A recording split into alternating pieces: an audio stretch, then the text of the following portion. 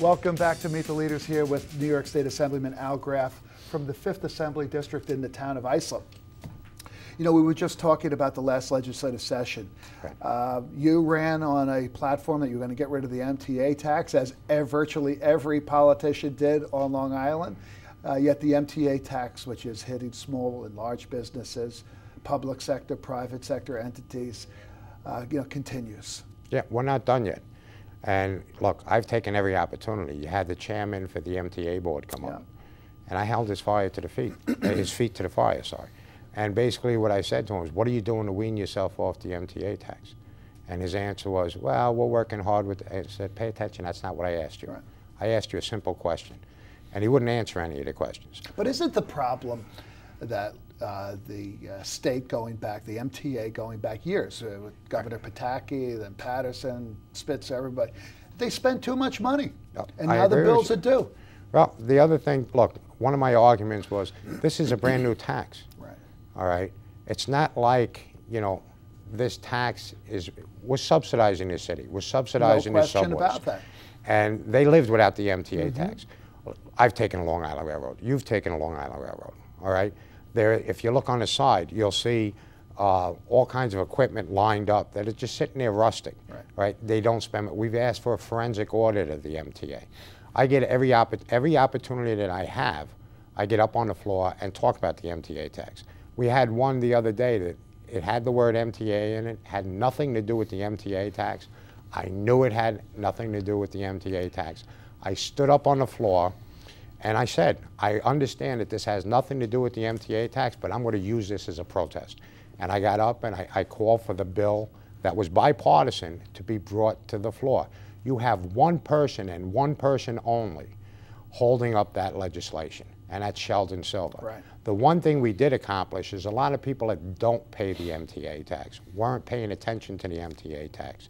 We started debating, because we debated hours and hours of this job-killing tax. So you have a proposal that would actually phase the bill out over the next 2 years. Well, it's actually Sheldon Silver's proposal, and that was another one where I believe they have a Democrat that sponsored it. Right. I'm more than willing to back up and, look, let's get it done. Let's get it through. I don't care who gets the credit. Let's just pass it. But that's one other piece of legislation. But I think something that's important, we're talking about this legislative, I want to explain to you some of my frustration, right, when I went up there. Another portion of the budget that I voted no on was the health care portion of the budget. Why? Because New York State spends more for Medicaid than any other state in the union, far more than Florida, far more than Texas, far more than California, and our population isn't as big. And I'll tell you what, you know what? It's not enough just to make cuts for the sake of making cuts. You have to make the right cuts. And one of the things I got up and argued on the floor was one of the cuts they made was to senior daycare, right? These are people with Alzheimer's. Yep. These are people with dementia. The family's trying to do the right thing. They're trying to keep their loved ones home, but they're also supporting their own household, maybe supporting a family, and they have to work. So this is a safe place for their parent to go. Now you're going to cut that program by 50%. And what's going to happen is these people are going to be forced to put their loved ones in nursing homes. And the state is going to pick up the tab. So I told them, you're stepping over $1 to pick up a dime here. You have to make sound cuts. It seems like we're... So what's the answer?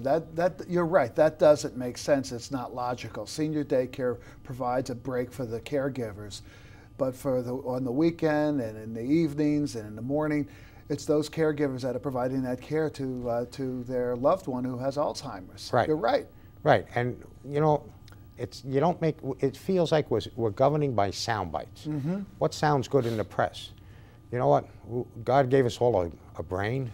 Try using it. But at the end of the day, the governor put together all of the so-called providers, the hospitals, the labor unions that represent the workers, the nursing home industry, and he said we don't have the money. We have to make reductions. Right. And we're going to all figure this out together, but they're obviously going to be winners and losers. Who decides that senior daycare becomes a loser? Well, it's just common sense. Right. Use your brain. I mean, you don't cut things that are going to wind up costing you more money, right? And that's some of the cuts that they made. They were rushing this through.